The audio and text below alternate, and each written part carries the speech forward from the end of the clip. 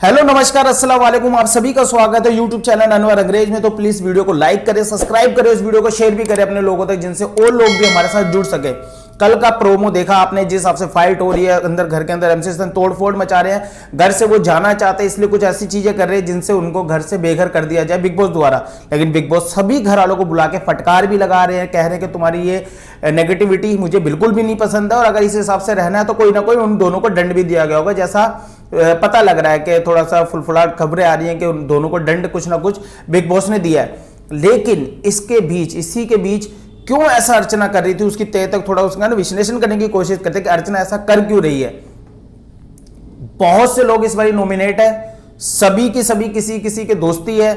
यहां पे कुछ लोग किसी दोस्ती के कारण या देखने के कारण या बैठने के कारण उनको फुटेज मिलेगा।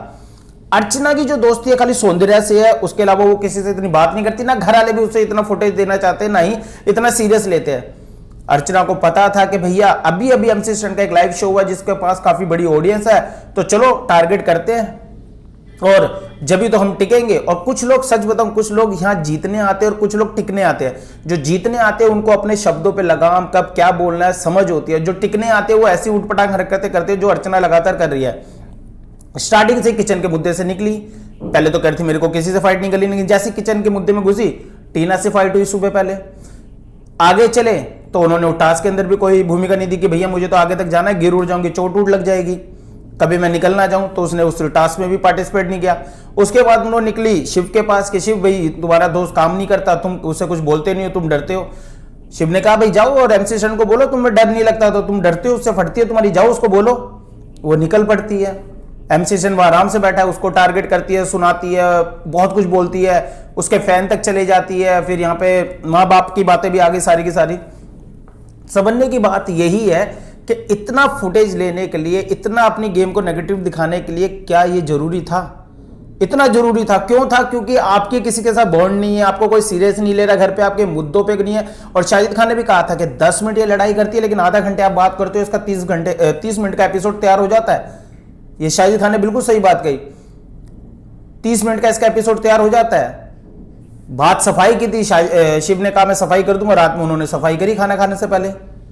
तो ये दिख रहा है कि एक प्री प्लान उनकी जो प्लानिंग है उन्हें दिखना है। मैंने जैसे कहा कि कुछ लोग जीतने आते हैं और कुछ लोग टिकने आते हैं। जो टिकने आते हैं जिनको पता है कि जिनकी गेम में इतनी धार नहीं है, और कहते हैं ना कि आप कितना ही समझा दो, कितना ही उनको क्या दो, सलमान सर हो या मेकर्स हो या टीम हो, जितना मर्जी समझा दो, लेकिन उनकी उन चीज़ों की जो उनकी गेम प्लानिंग है, जिस हिसाब से वो खेलते आए हैं, उनकी फितरत कभी चेंज होने वाली नहीं है।